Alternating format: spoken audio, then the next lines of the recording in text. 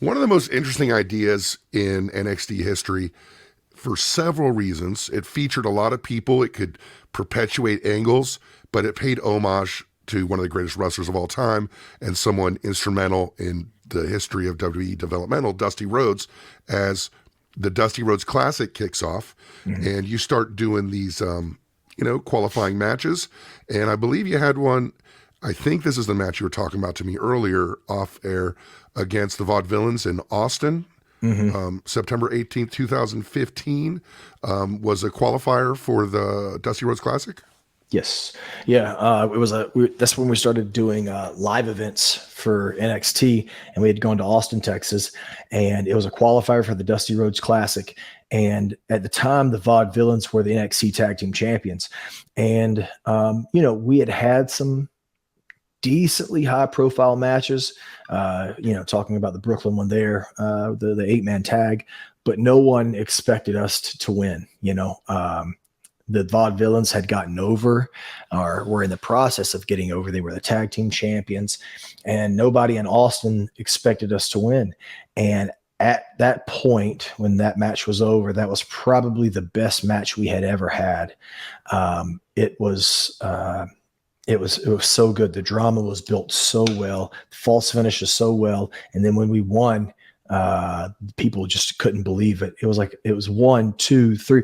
Oh my boo. You know what I mean? Like there was a half a second of people taking a breath and then boom. Right. It was, I loved it. Let's talk a little about that tag team scene at the time. You had a bunch of guys. You had English and you had the Vaudevillains, which is, explain the gimmick to me because I still don't really understand. I think they tried to say that they were time travelers. I'm not 100% sure. I'm not 100% sure either. You had Blake and Murphy. You had all these good working tag teams, but you also had the one that was really being, what they say, pushed really hard, the Ascension. Talk about the Ascension a little bit. How did you feel about the way they were presented? Because they were just squashing dudes left and right. Yeah, I mean, it's a great way to present someone and get someone over, and it was working for the NXT crowd. Two burly guys, and they're just smash mouth. And again, I think those were a few guys who were taking advice from too many people instead of just being themselves. I could be wrong. I could be completely wrong. I have a lot of respect for both of those guys. So I don't know, but that's just my interpretation and my assumption. But back to Aiden English too, all around great performer, not just in the ring, but on the mic. He can sing. He's a drama major, if I'm not mistaken. He's incredible. But yeah, you had those Blake and Murphy. Like I'd already talked about how great they were as a team, and Alexa Bliss as their mouthpiece and their centerpiece. And she was just a star from the beginning, man. Yeah, she has it all. And then also, they weren't American Alpha yet, but we had Gable and Jordan, which we were starting to work with them on the house shows too. Right. And we were tearing it up every night. Lots of great teams to work with at the time. We went through all those tag teams. There's so much going on. It's a very hard environment to show how good you are, but yet you do. In the opening match of October 7th, Takeover Respect, and it's the perfect match for you guys because it's two huge stars in NXT, single stars, operating as a tag team with some miscommunications against a well-oiled machine of the Mechanics, and it's Samoa Joe and Finn Balor in the Dusty Rhodes Classic semifinal. I think that was the match where you guys really kind of found yourself as far as, hey, maybe one-on-one we'd have some trouble, but if we do this here with two of us and this here with two of us, we are the better team.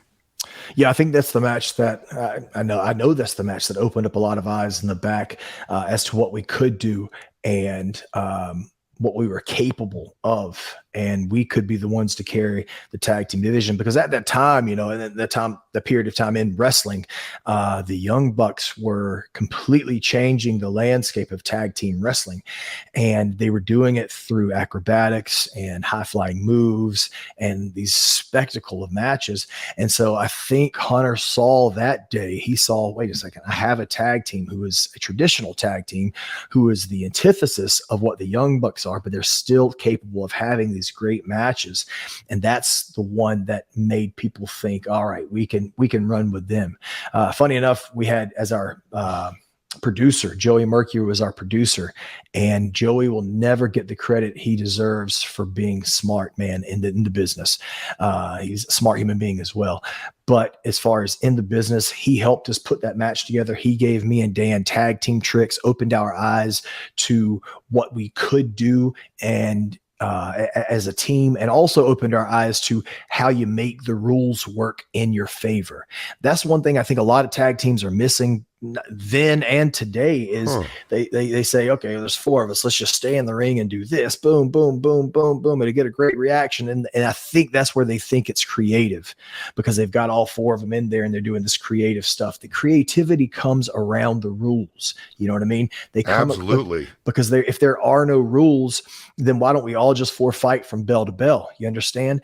And so when you can take your idea and say, okay, we could do it like that.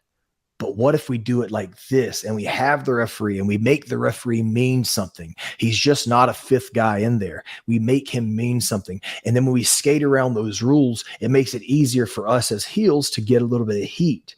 But also it makes it more logical for the fan that's sitting there watching and scratching their head saying, okay, this referee's counted to 5, 10 times. You know what I mean?